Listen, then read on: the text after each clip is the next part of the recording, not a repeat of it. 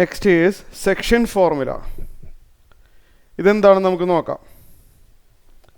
ശ്രദ്ധിച്ചിരിക്കണം, നമുക്കൊരു line segment തന്നിട്ടുണ്ട്.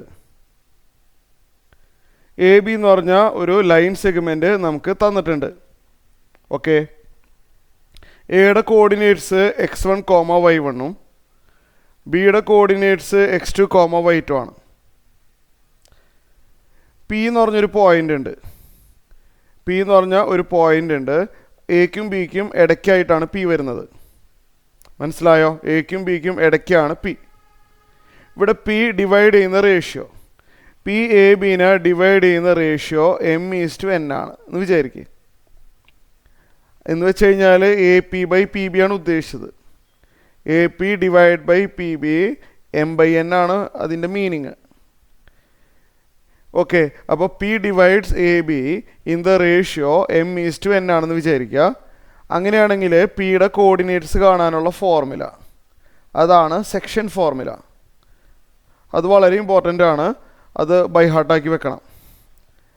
അപ്പോൾ ഞാൻ ആ ഫോർമുല എഴുതാം. അത് എഴുതുന്ന രീതി എന്നിട്ട് അതിന് ശേഷം പറഞ്ഞുതരാം. ഫോർമുല ബൈ ഹാർട്ടാക്കി വെച്ചോ. mx2 plus nx1 divided by m+n,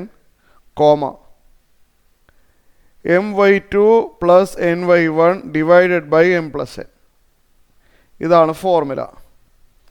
ഇതാണ് സെക്ഷൻ ഫോർമുല എന്ന് പറയുന്നത്. അപ്പോൾ എ ബിക്ക് അകത്തുള്ളൊരു പോയിൻ്റാണ് P. A P east P B m:n ആണെങ്കിൽ പിയുടെ കോർഡിനേറ്റ്സ് കാണാനുള്ള ഫോർമുലയാണിത്. ഇത് ബൈ ഹാർട്ടാക്കാൻ ബുദ്ധിമുട്ടാണെന്നുണ്ടെങ്കിൽ പ്രോബ്ലം ചെയ്യുമ്പോൾ ഒരു എളുപ്പവഴി ഞാൻ പറഞ്ഞുതരാം.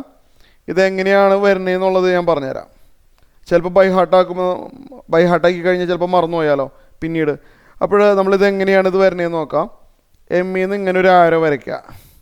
അങ്ങനെയാണ് mx2 കിട്ടിയത്, കണ്ടില്ലേ? എന്നിന്ന് ഇങ്ങോട്ടൊരു ആരോ വരയ്ക്കുക. അങ്ങനെയാണ് nx1 കിട്ടിയത്.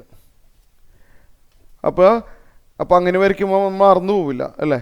mx2 plus nx1. ആദ്യം ആരോൻ്റെ ഡയറക്ഷനിൽ മൾട്ടിപ്ലിക്കേഷൻ ചെയ്യുന്നു. ആദ്യം നമ്മൾ എക്സിലോട്ടാണ് മൾട്ടിപ്ലിക്കേഷൻ ചെയ്യുന്നത്. mx2 plus nx1 by m+n, ഇതേപോലെ y കോർഡിനേറ്റിലോട്ടും മൾട്ടിപ്ലിക്കേഷൻ ചെയ്യണം. my2 plus ny1 by m+n. ഇത് ബൈ ഹാർട്ടാക്കി വെക്കുക. ഇതാണ് സെക്ഷൻ ഫോർമുല.